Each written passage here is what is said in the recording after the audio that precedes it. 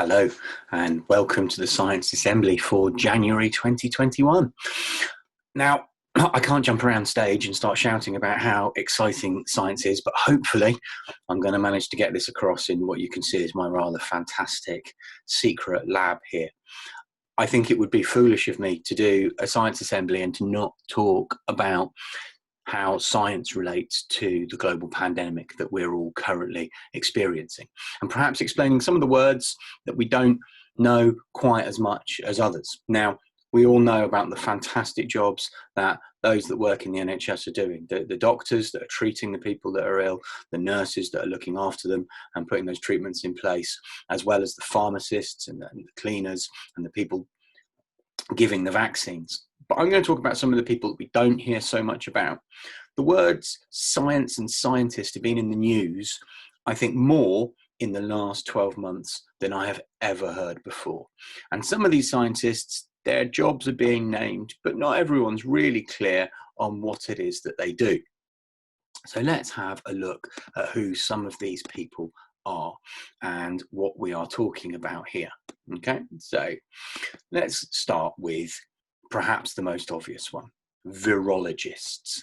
These are people who study viruses. They study what viruses do, how they work, how they're managing to get into the body, what they do when they're in the body, and how they make us ill. The information that they're providing provides the doctors and the pharmacists that are looking for ways to treat this disease with the information that they need to know what the virus is going to do. They also hand lots of their information on to epidemiologists. Now, that picture you saw, that man in that suit, that is an actual COVID virology lab. You can see their working conditions aren't necessarily that safe. Now, an epidemiologist is someone who studies how disease transmits. They look at patterns. How does it go through a population? What measures stop it going through a population? Is it affecting one group more than another? These are the people who spend their entire lives studying how diseases transmit. And these are the people who have suggested to us things like wearing masks in public and making sure we stay 2 meters apart to try and reduce the transmission. So these are the experts who've come up with some of those ideas. They're also the people who have noticed that different communities are maybe more susceptible to the disease than others. They're very important in our response in knowing what is going to stop and slow the transmission. So they will be working very hard at the moment. But then I come on to a group of people that have been in the news perhaps more than anyone else. Vaccine scientists. Now, vaccine scientists, that is an actual COVID vaccine lab. These are the people who, when a new disease emerges, or more commonly, a variant. So the flu vaccine is a very commonly used vaccine. I get my flu shot every year to help reduce the transmission of the flu. And every year we have to come up with a slightly different version because there are maybe about 23 strains of the flu going around at any one time, and they change ever so slightly each year. So we have to adjust it. These people have taken vaccines that were already in existence or vaccines that were nearly developed and changed them to be able to deal with the COVID virus. I'm going to talk about that in a little bit in a minute. Let's just talk about vaccines, because at the moment I'm seeing an awful lot on social media about the vaccines and they've been rushed and it's not going to work. What I found interesting is the number of people saying that they are going to get a vaccine has been going steadily up constantly over the last year, with at the beginning lots of people saying, oh, I don't want a vaccine, and now lots of people saying, well, actually I really quite like one. And that's really positive, because the more people that are vaccinated, the slower we're going to be able to make the spread. Now, what are those 4 things got in common? That was a genuine question. Toilets, blood transfusion, agricultural technology, and vaccines. Well, I'll tell you what they've all got in common.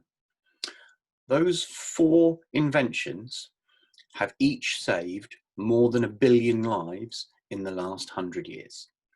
Toilets, sanitary conditions and hygiene for people. Blood transfusions, being able to operate on people, being able to help people that have been in traumatic accidents. agricultural technology to be able to grow food in places and in circumstances in which food wouldn't normally be available, and then vaccines that have prevented and in fact in some cases eradicated diseases that were causing significant numbers of death. For example, smallpox, often one that we learn about in history. Smallpox used to be a common cause of death. It's a really difficult disease, and it's been almost completely eradicated. There are only a few cases a year as opposed to it being a common cause of death.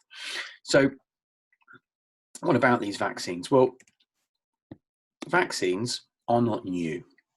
1798, the first smallpox vaccine. 223 years ago, we began with the first smallpox vaccine.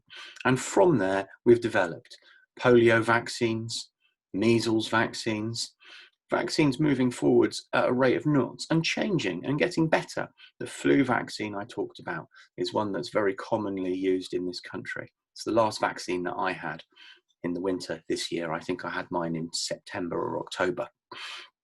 Now, people talk about the technology that's being used here being different. Well, it's not. The ones that you've learned about in school, where a dead or a virus that can't reproduce going in, allowing your body to make antibodies that can then fight off the virus. The things on it that make us make the antibodies are called antigens. You hear that in the news quite a lot. That is the basis of some of the vaccines that have been developed or are being developed. Two of them use something new, and I've got that down there, the mRNA vaccine. People say, well, this is all very sudden. It's come about in a year. Well, it hasn't. The teams that were developing those are using technology that began to be developed in the early 1990s, nearly 30 years ago. And it moved forward, and it was being developed to be able to produce vaccines. What has changed in the last year is exactly which virus they are going to use it against. And obviously they sped up, and they sped up because they dedicated all of their time to developing them.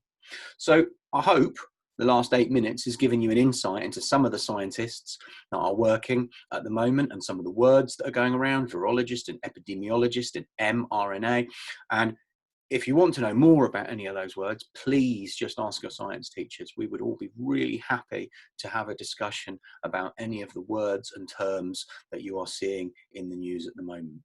Have a great week. Hope you really enjoy your online learning and manage to get outside in the sunshine as well and get some exercise. Thank you very much for watching.